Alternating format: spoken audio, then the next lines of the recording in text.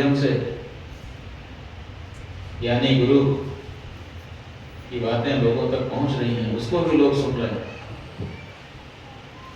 एक एक छोटे छोटे वीडियो लाखों लोगों के द्वारा डालते ही देख लिए जाते हैं। ऐसा लगता है जैसे धर्म की बाढ़ आई है, लेकिन जब थोड़ा सा और अंदर झांक के देखते हैं तो पता चलता है कि सब सुनना कहीं कुछ नहीं। भव्यता के चक्कर में जो दिव्यता है वो अपना अस्तित्व खोती चली जा रही है। और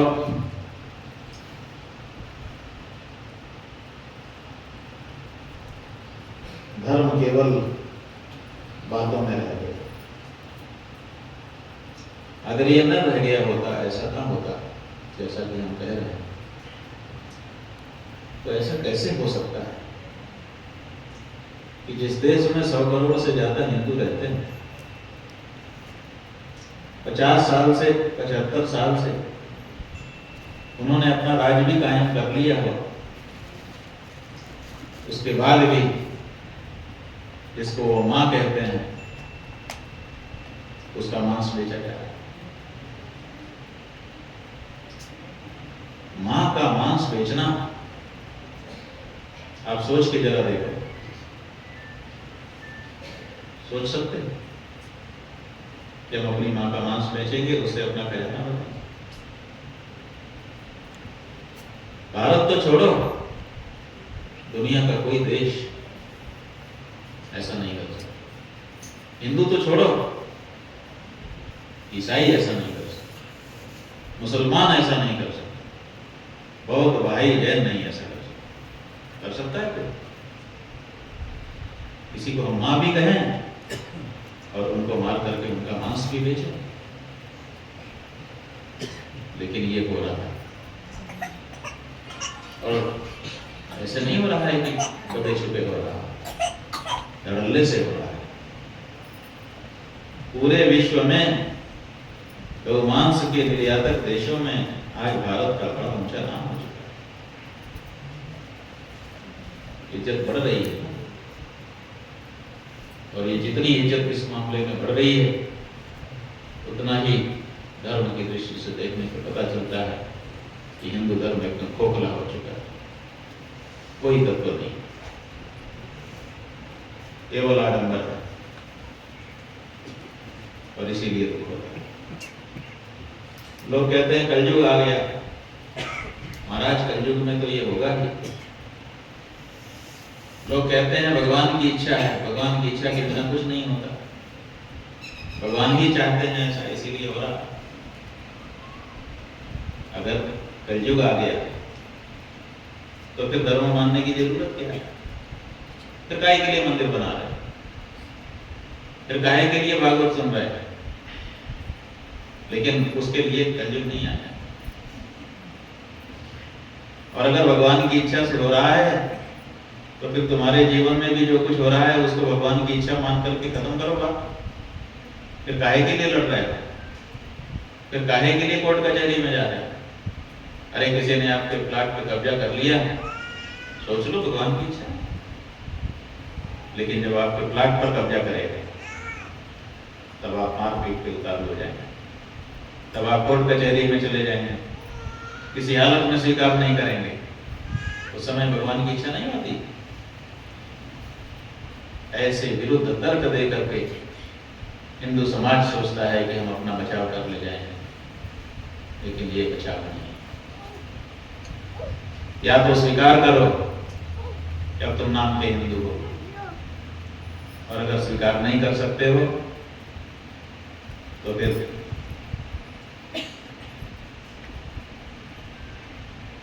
आप कुछ करो अपने आप। आपके कह देने से आप हो जाओगे? आप में अगर वो गुण नहीं होंगे तो कोई केवल घोषणा कर देने मात्र से जिस चीज की घोषणा करता है वो नहीं हो जाता। इसीलिए कठिन है कुछ भी कहना। अभी हम रास्ते में थोड़ा सा समझने की कोशिश कर रहे थे कि कलयुग, अभी पीछे किसी ने हमसे कहा कि कलयुग है तो नहीं। जब हमने अपनी बात कही तो हमसे आके अकेले कहा कि महाराज तो कलयुग ये तो होना ही है, आप काहे के लिए परेशान हैं। तो हमको शास्त्रों की वो बात याद आई जिसमें ये कहा गया है कि राजा काल से कारण, काल का कारण तो राजा है।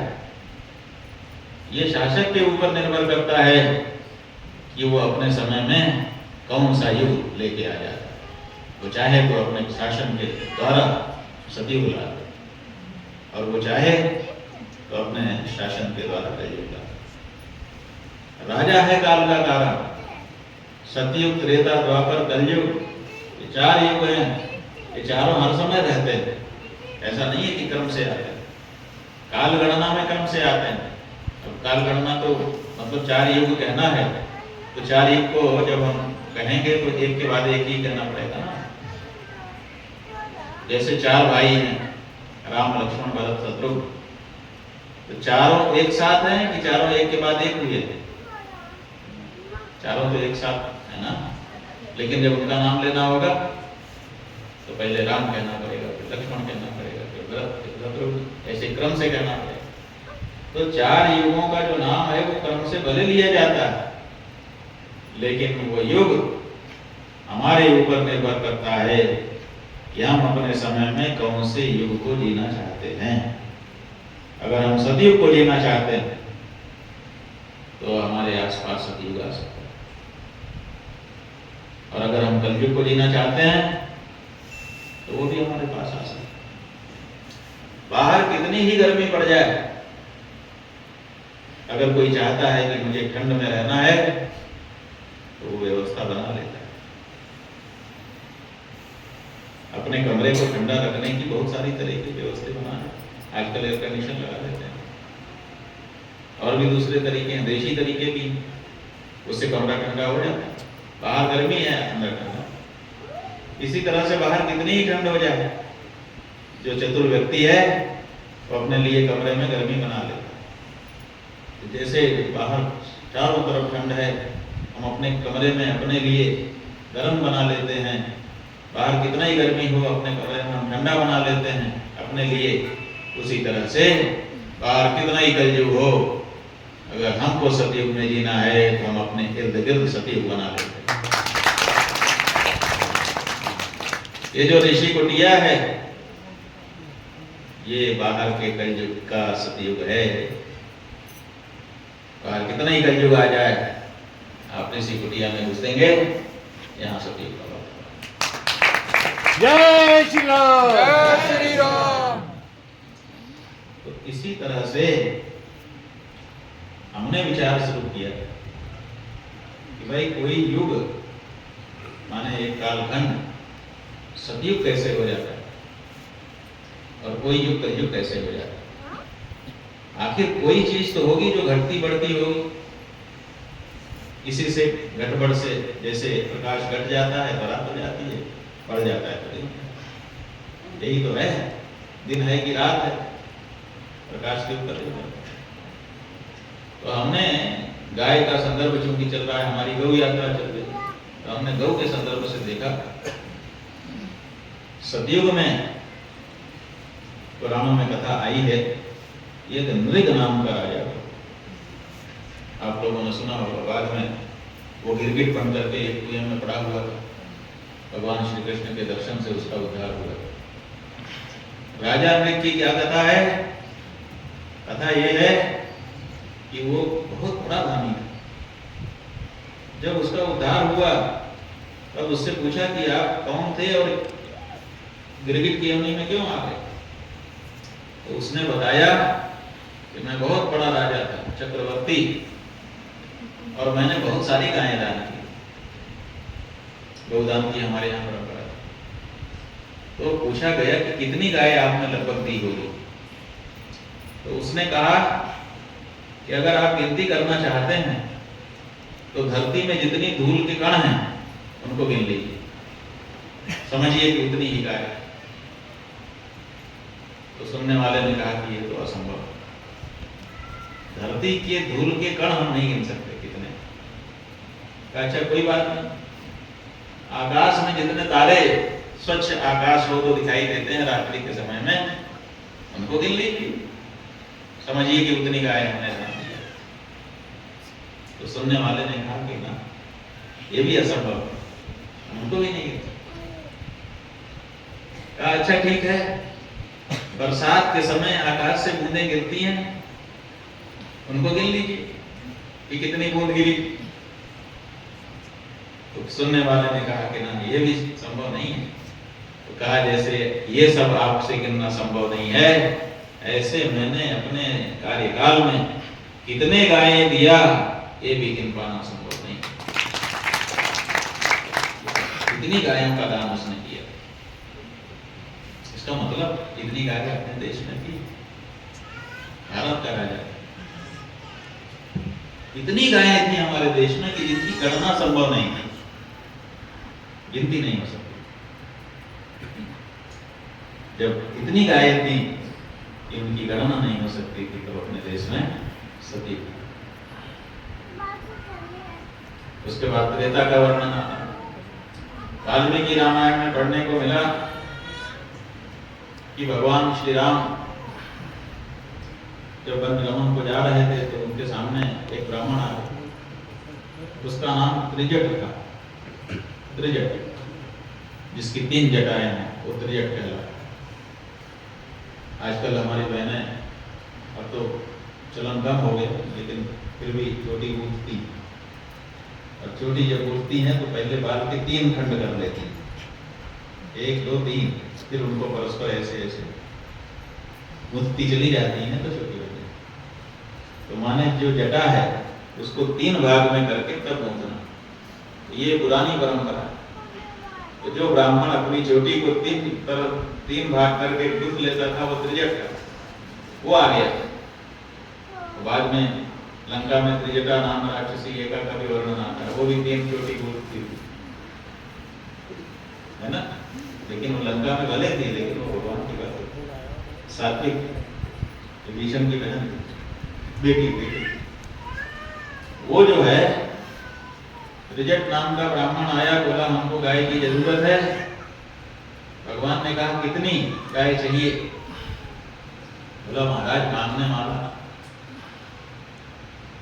मांगने वाला कैसे कह दे कि कितनी चाहिए? अरे आपके सामर्थ्य के ऊपर दीजिए। तो भगवान ने देखा दुबला पतला ब्राह्मण था, कहा अच्छा आपके हाथ में जो डंडा है इसको आप फेंकिए, जितनी दूर ये चला जाएगा उतनी दूर खड़ी करके हम जितनी गाय उसमें आती होंगी वो तय देंगे। तो भगवान ने समझा था कि ये दुबला पतला ब्राह्मण कितनी दूर फेंकेगा, लेकिन महावर्णन आया है कि त्रिजट ने घुमा करके अपना डंडा जो फेंका तो सरजू जी के पार जाकर के गिरा, बहुत दूर गया, लाखों गायें उसमें आ गई। भगवान ने कहा सब गायें आ,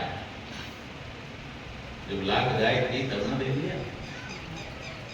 और फिर वाल्मीकि रामायण में ही वर्णन आता है कि भगवान श्री राम ने अपने जीवन में गौदान किए। कृष्ण भगवान तो गौ सेवा करते ही हैं, राम जी का जो जीवन है उसमें भी गाय बड़ा महत्वपूर्ण भूमिका, उसकी चर्चा नहीं हुई। कितनी गायें भगवान श्री राम ने दान की होंगी? लिखा है 10,000 करोड़। 10,000 करोड़ गायों का दान अपने जीवन काल में भगवान श्री राम ने किया था। इसका मतलब है कि 10,000 करोड़ गाय रही होगी ना, तब ना दिया, और केवल उनके राज्य मतलब उनके अधिकार में उतनी रही होगी, बाकी और जगह भी रही होगी। अपने देश में कितनी गाय है। इसीलिए भगवान श्री कृष्ण द्वापर में आए, वो क्या कहते हैं? गावो में यज्ञ संतु, गावो में संतु पृष्ठतः, गावो में हृदय संतु, गवाम मध्य वसाम्यहम्। लोगों ने पूछा कहाँ रहते हैं आप? कहा पता बता दे। हाँ हाँ पता बताइए, हम आपसे मिलना चाहेंगे। कहा तो देखो हमारा पता सुन लो। आजकल पता बताने का तरीका ये है कि किसी विशिष्ट स्थान का नाम लेकर के कह दो कि उसके आगे पीछे बगल में है ना। वो जो दूरदर्शन का टावर लगा है बस उसके ठीक बगल में, वो जो हेड पोस्ट ऑफिस है उसके सामने, इस तरह से बताएगा। ऐसे ही भगवान अपना पता बता रहे हैं कि ऐसी जगह पर मैं रहता हूं जहां खड़े हो जाओ तो सामने गाय दिखाई दे, पीछे मुड़ो तो पीछे गाय दिखाई दे, अगल बगल देखो तो अगल बगल गाय दिखाई दे। गाय के सिवाय और कुछ दिखे ना, जिस जगह पे खड़े होने से समझ लो वही मेरा पता है, वही मेरा। गाँव में हजरत संधु आगे, गाँव में संधु पृष्ठता पीछे, गाँव में हृदय संधु, गाय मेरे हृदय में भी वही बसती, गवाम मध्य बसा, गाय के बीच में मैं रहता हूँ। अब गाय को खोजे तो भगवान को खोज रहे हैं, मिलेंगे। वो जो भगवान श्री कृष्ण है द्वापर युग में आए, उनकी हालत क्या है?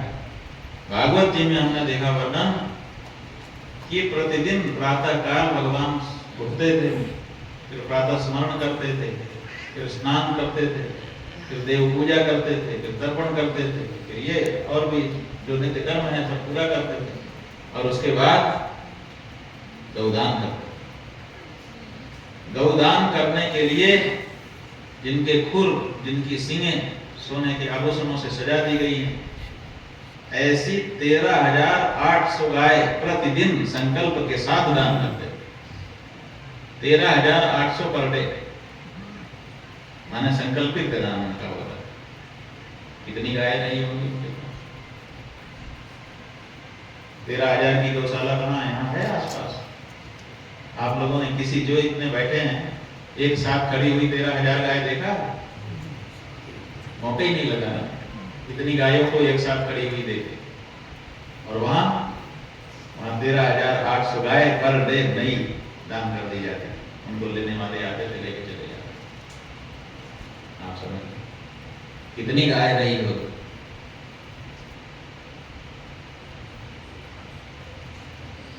गायों से भरा हुआ था अपना देश।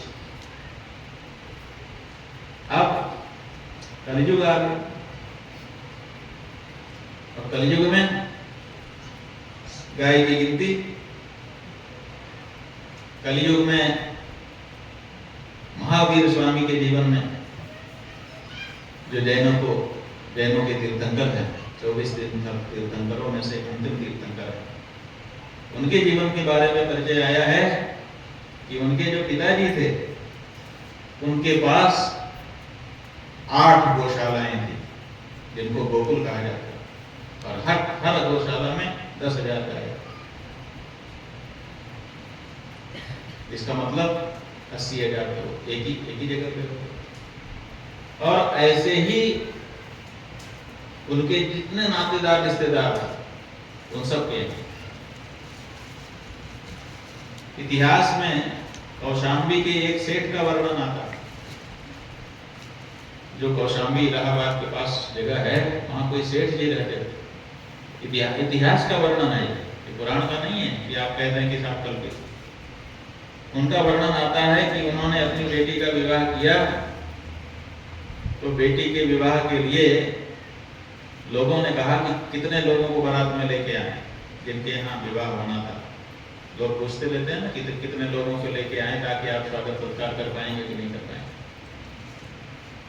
तो उनके वर पक्ष के लोगों ने पूछा कि कितने लोगों को लेके आए, तो उन्होंने कहा जी हम क्या कह दें, आपको जितने आना चाहे आइए, सबका स्वागत।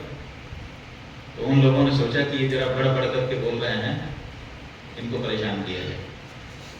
तो उन्होंने अपने राज्य में केवल घर रखवाने के लिए एक आदमी एक घर में छोड़े, और बाकी सबको कहा कि सब चलो देखते हैं। ये बड़े अहंकार से बोल रहे, और सबको लेके आए। वहां वर्णन लिखा हुआ है कि सबको लेकर के आ गए, फिर भी वो जो सेठ था, तो सेठ ने सबकी व्यवस्था की, लाखों लोगों को।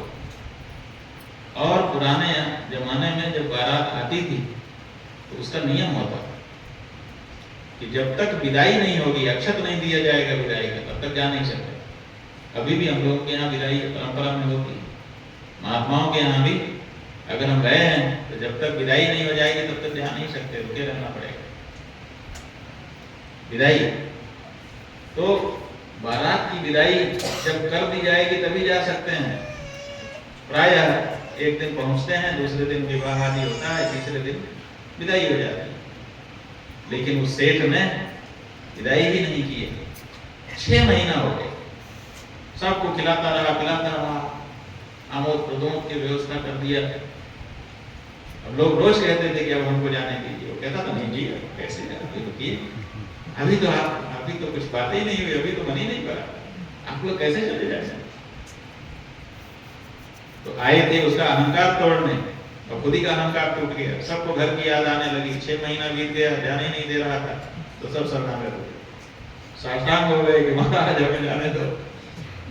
कहा अच्छा ठीक है।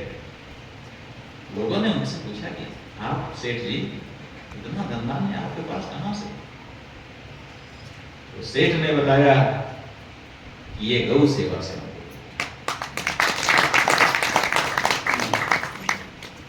गौ सेवा का परिणाम है।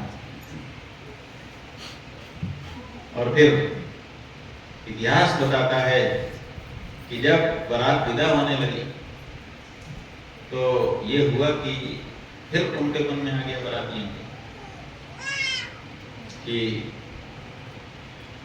अब हमारा तो छुट्टी हो गई, एक बार फिर इनको नीचा दिखा दें। तो उन्होंने कहा साहब हमको दहेज में कुछ गायें आप दे सकते हैं? कहा हाँ क्यों, आपको गाय मिले? ठीक है, कितनी गाय देंगे? कहा कि आप लोग जितने लोग आए हैं 140 फुट चौड़ी बीच में जगह बना दीजिए और दोनों तरफ लाइन लगा के खड़े हो जाइए। जितनी दूर तक आप लोग जितने लोग आए हैं खड़े हो जाएंगे उतने दूर तक ही हम गाय से भर देंगे, हमारे ख्याल से उतने में आपका पूरा हो जाएगा। तो जो लोग आए थे दोनों तरफ लाइन लगा करके 3 कोस की दूरी तक छेक करके खड़े हो गए जगह। 3 कोस का मतलब 3 किलोमीटर का एक होता है, 9 किलोमीटर। उतनी दूर तक की जगह दोनों तरफ लोग खड़े हो गए और बीच में खाली जगह रख दी गई और उन्होंने अपने गौशाला का दरवाजा खोला और 3 कोस तक वहां नगाड़ा रखवा दिया कि जब वहां तक गायें पहुंच जाएं और खस हो जाएं एकदम, एक दूसरे का शरीर छूने लगे, भर जाए जगह, भागने न दें, दोनों तरफ लोग खड़े और बीच में गायें जो है जा करके खस हो जाए। जब वहां पे पहुंच जाए तो नगाड़ा बज जाएगा, तब हम यहाँ गेट बंद करेंगे। तो जब वहां तक गायें पहुंच गई और एक से दूसरे का शरीर छूने लगा, ठसाठस भर गई, तब नगाड़ा बजा। तब सेठ ने कहा कि अब गेट बंद कर दो, इससे हमारी बिटिया का काम चल जाए।